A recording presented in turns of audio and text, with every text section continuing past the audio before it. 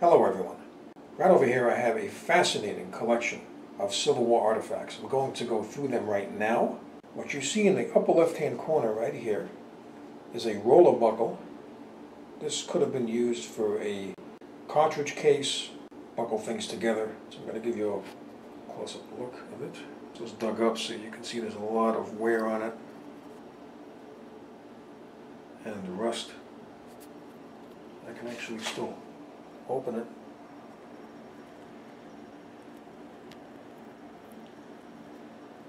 That's as far as it opens. Open a little wider. I don't want to damage it.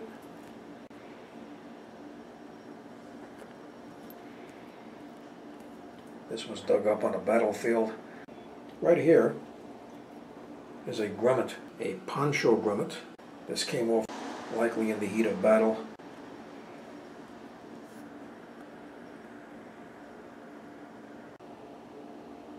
Also dug up on a battlefield.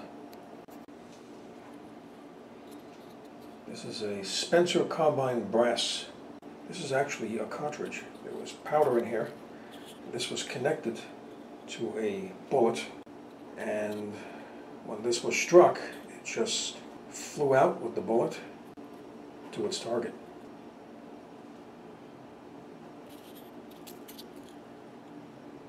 So this used to be rounded, but it got flattened.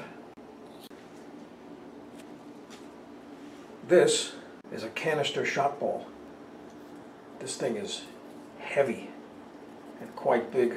It's kind of terrifying just to think what it was like to get hit by something like this for a soldier that was in battle. I mean, this is a solid piece of iron. You can see the rust.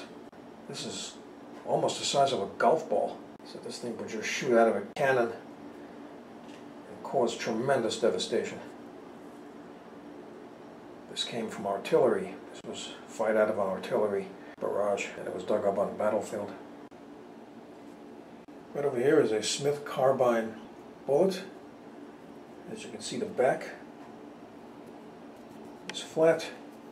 As you can see from the condition of it, this was unfired. Now the way this worked was, you would have a cartridge that was attached to the back of it. It was usually made of paper or metallic material. Soldiers would have a bunch of these in their cartridge boxes that they carried with them. And these were ready to fire. So the benefit to these is that the cartridge was already connected to it in the back. So the cartridge would be right here in the back of it, like so. This would be around this, around the edge of that. This would be full of powder. When this was struck by the gun, this would explode and the bullet would fire out. So the benefit was there was no need to have a ramrod or ram a bullet down with powder, because the powder was already on the bullet, it was already attached to it. So all they had to do was put the bullet in, add a percussion cap to the gun and fire it. These were widely used in the Civil War. Okay. Now right here, what you're looking at is what defined Civil War battles. This particular bullet was manufactured and used by the Confederates. It is called a Confederate Gardner mini ball. Now what made this so devastating and so dangerous, if you look at the back compared to the Spencer, as you can see, there's a hole there, there's a bore.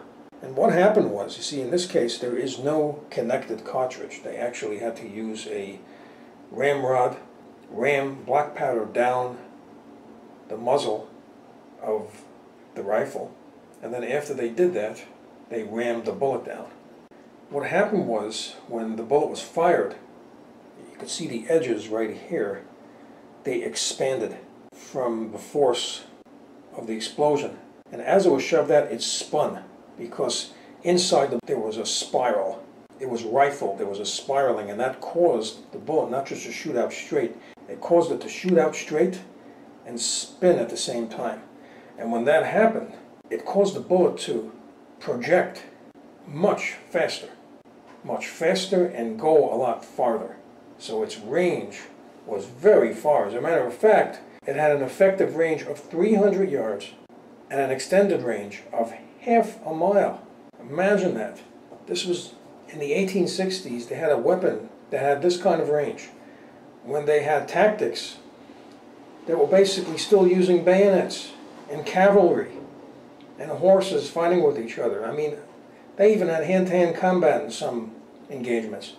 So as you can see from the weaponry that they used, the weapons were way ahead of the tactics. This war should have been fought from great distances. Now something else was very interesting here. So you see that? The two bullets have a different back. This is flat, solid, while this has a hole. This is a Minie ball, and this is a Spencer carbine. So the reason why this was so devastating is because of its range. And if you think about it, even if an artillery brigade was on the attack, I'll just give you an idea. You see, this is a lot larger and heavier. If this hits, it's going to do more devastation at close range, but this would never get even as close as the Minie ball. So if there were soldiers armed with muskets that fired these Minie balls, they can pick off the artillery before they had a chance to even get into range. So they were at an advantage. And for the poor soldiers that got hit with these things, it was just total devastation. Unlike the smooth-bore weapons, the rifled muskets that fired these Minie balls, it would shatter bone, it would ripple soft tissue. If it hit anywhere in the torso, it would cause internal bleeding, all kinds of damage, which likely would be fatal. And limbs that were hit with these things were likely amputated. So that's why there were so many amputations and fatalities in the Civil War. This technology, this was the most effective, most dangerous weapon of the Civil War. This defined Civil War battlefields and defined victories and defeats. It was this weapon right here. This was the definition, the Minie ball. And it was invented by a French captain named Minie, and Americans just pronounced it Minie, and that's how it got the name Minie. This particular Minie ball is unfired, and you're probably wondering why are they whitish in color? It's because they were made of lead, and when lead is exposed to the elements for a long period of time, it oxidizes and it changes color, because originally it's a much darker color. So what made it very devastating is the fact that it's soft lead, and when soft lead hits at a very high velocity, that's spinning around, that's shooting out at such an explosive force, that's the kind of damage it caused. Some soldiers notched these bullets. If they notched them, it would cause them to spread on impact. They even were talking about an international ban of using them because they were so devastating. They considered them to be an exploding bullet.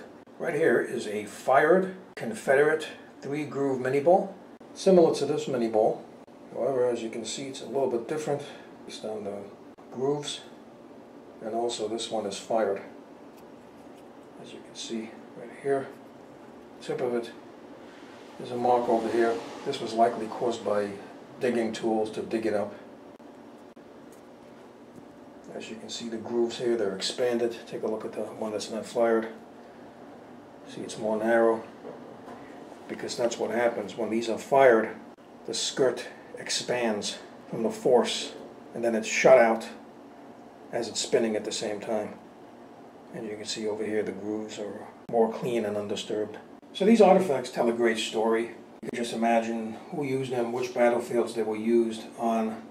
As you can see, some are Confederate. This particular one was probably owned by a Union soldier, but some Confederates used Union arms, depending on the engagement, depending on if they were able to obtain them. So I hope you found this video helpful and interesting. I would like to know your thoughts. Please leave your thoughts in the comments. Please subscribe. Please like up this video, and thank you for tuning in.